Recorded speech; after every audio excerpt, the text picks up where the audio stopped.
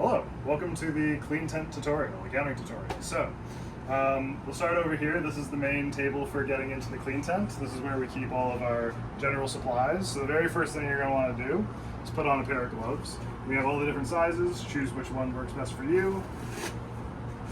2 pairs of gloves.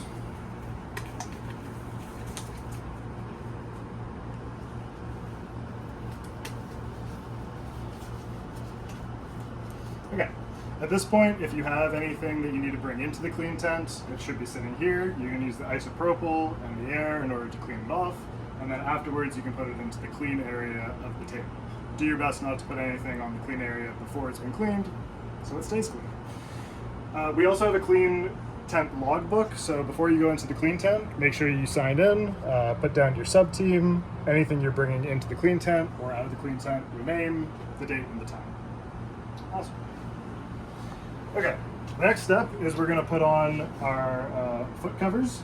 So you put your foot up near the top and you swipe down, it automatically dispenses. Again, just like that.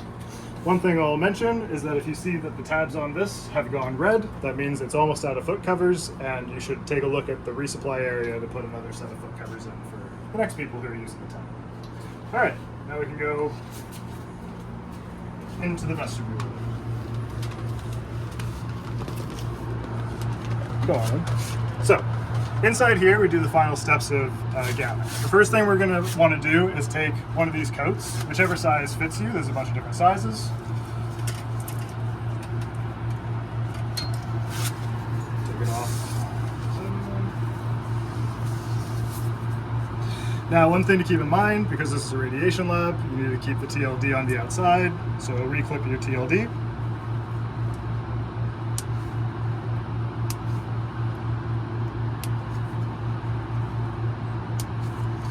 Then what we're going to do is we're going to get ourselves a mask. Put that on. Then up on the top of the shelf, we have a bunch of different hairnets of different sizes. The yellow ones are the largest.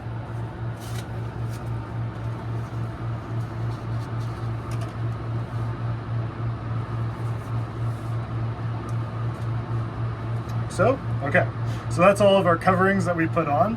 If you have a large beard and you need to, if you find your hairs fall out a lot, we also have beard nets here that you can put on.